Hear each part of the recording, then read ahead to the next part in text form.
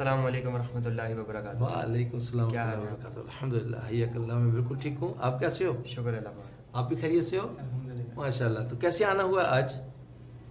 Uncle جیسے کہ آپ کے پاس ہم مختلف قسم کے سوال لے کے آتے رہتے ہیں، جو ہمیں نہیں سمجھ لگتی ہے، ہمارے علم سے بالا تر ہوتا ہے وہ۔ خوش آمدید، بہت ضروری ہے، آنا چاہیے پوچھنے کے لیے۔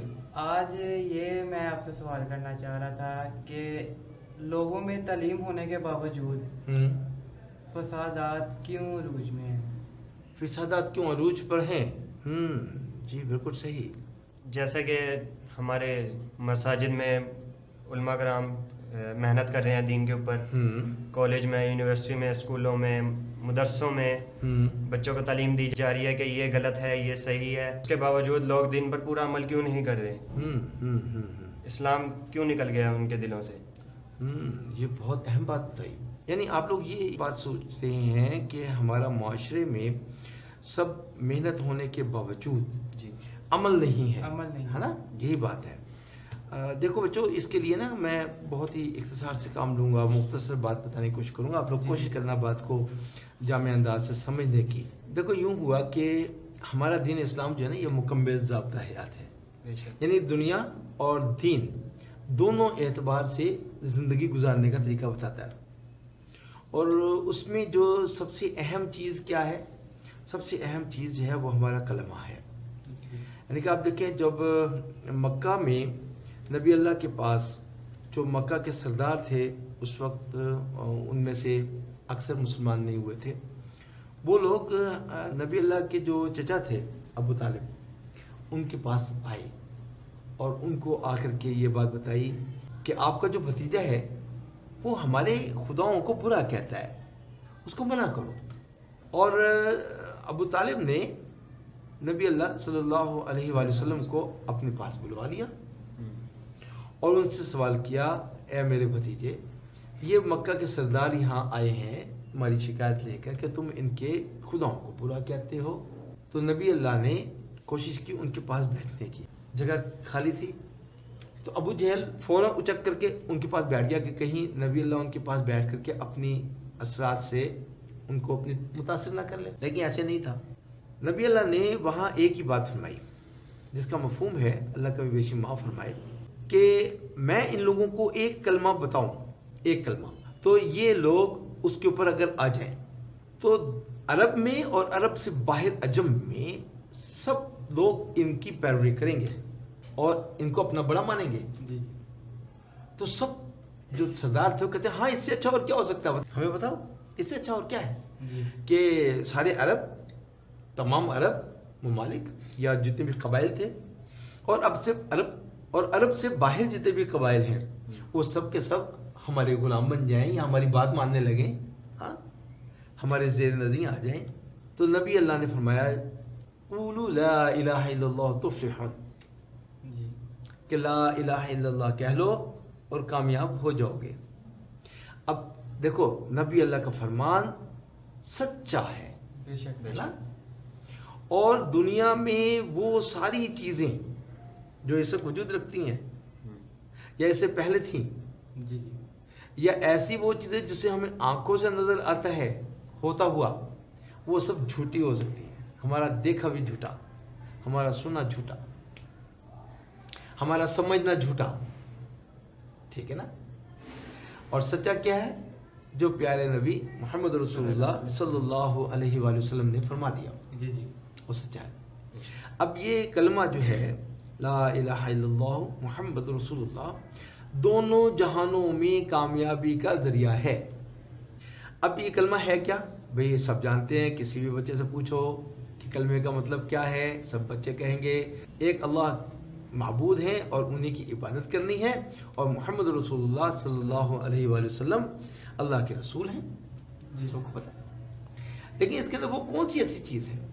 اس طرح کا پتہ تو ابو جہل کو بھی تھا، ابو لہب کو بھی تھا کہ اس کلمے کے اندر کیا ہے، مطلب کیا ہے اس کا، یہ سب پتہ تھا اس کو۔ جی جی ابی بن خلف کو بھی پتہ تھا، ٹھیک ہے۔ لیکن وہ کون سی ایسی چیز ہے جب کہ انہوں نے یہ سب کچھ پتہ ہونے کے باوجود نہیں مانا، اور آج بھی ہم لوگ یہ سب کچھ پتہ ہونے کے باوجود نہیں مان رہے۔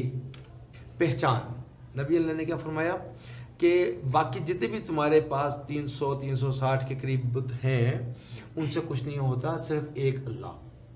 تو اس وقت کے جو کفار تھے انہوں نے یہ تو کہا تھا کہ یا محمد تم سب کو ختم کر رہے ہو، یعنی کہ کوئی اللہ نہیں ہے، باقی کوئی خدا نہیں ہے، کسی سے کچھ نہیں ہوتا، صرف ایک اللہ تھے. بھئی ایک تو ہمارے بھی رکھ لو، جی جی، لات کو منات کو ان کو بھی شامل کر لو، ٹھیک ہے، باقیوں کو ختم کر دو، ایک دو اپنے اللہ کے ساتھ ایک دو ہمارے بھی شامل کر لو. جی ان کا مطالبہ یہ تھا. تو پہلے نبی اللہ صلی اللہ علیہ وسلم نے کیا فرمایا، جس کا مفہوم ہے کہ ایک ہاتھ پر سورج اور ایک ہاتھ پر چاند رکھ دیا جائے. میں تب بھی نہیں مانوں گا. کیوں جی؟ ایک اللہ ہے بس، لا الہ الا اللہ. اب اس وقت جو ہمارے مسلمان ہیں، اللہ معاف فرمائے، وہ لا الہ الا اللہ کو سمجھ نہیں رہے. وہ کیا سمجھتے ہیں؟ دلوں میں یہ خیال پیدا ہوتا ہے مال سے سب کچھ ہوتا ہے، یا مال سے کچھ ہوتا ہے، ٹھیک ہے، جائیداد سے ہوتا ہے، ٹھیک ہے، نوکریوں سے ہوتا ہے، پیسوں سے ہوتا ہے، جاہ جلال سے ہوتا ہے، عہدوں سے ہوتا ہے، حکومت سے ہوتا ہے، ہتھیاروں سے ہوتا ہے، ٹھیک ہے، رشتہ داری سے ہوتا ہے، قبائل سے ہوتا ہے، خاندانی نظام سے ہوتا ہے، فلاں آدمی سے ہوتا ہے. ذریعے بنائے ہوئے ہیں. یہ جب یقین ختم ہو گیا اور اس یقین کے اوپر توجہ دلانا بند کر دی. جی دیکھو اخلاقیات جو ہیں وہ آپ یو ایس میں چلے جائیں، آپ یورپ میں چلے جائیں، آپ آسٹریلیا چلے جائیں، حال یہ ہے کہ یہ سب سے کم تر و غلیظ ترین قوم ہندو جو جانوروں کا پیشاب پیتے ہیں، ان میں چلے جائیں، اخلاقیات تو وہ بھی بیان کریں گے. جی جی، کہ اپنے بچوں کو سکھاتے ہیں جھوٹ بولنا بری بات ہے، قتل کرنا بری بات ہے، شراب پینا بری بات ہے، کسی کے زمین پر قبضہ کرنا ناجائز بری بات ہے. اخلاقیات. وہی بات اب اس وقت جس طرح آپ نے فرمایا کہ مدارس میں بھی بات ہو رہی ہے، علماء بھی بات کر رہے ہیں اور سب پر بات کر رہے ہیں، وہ کیا کر رہے ہیں؟ وہ اخلاقیات. کلمہ کون سکھا رہا ہے؟ کلمہ نہیں سمجھایا جا رہا. آپ کا کہنے کا مقصد جی، ایک اللہ سے سب کچھ ہونے کا یقین یہ نہیں بتایا جا رہا، پڑھایا جا رہا ہے. ہاں جی، سمجھایا نہیں جا رہا. اس پہ عمل کس طرح؟ علماء بھی نہیں سمجھا رہے. بالکل. بہت چیدہ سی ہیں آئمہ جو اس بات پر بات کرتے ہیں، لیکن ان کی بات ایسے چھپ جاتی ہے، دب جاتی ہے، اور باقی ایسی باتیں عام ہو جاتی ہیں کہ سب لوگ جو ہیں وہ ایک ہی رت پہ بھاگنے شروع کر دیتے ہیں. جی، اس سے بھی ہوتا ہے. اب مثال کے طور پہ میرا یہ یقین بنا ہوا ہے کہ میرے پاس اگر جائیداد زیادہ ہوگی اور مال دولت زیادہ ہوگا تو میں کامیابی لے سکتا ہوں. جی جی، عزت بن جائے گی میری. عزت بن جائے گی، یا میں کامیابی ہر طرح کی کامیابی میں حاصل کر سکتا ہوں. اب میں کیا کروں گا؟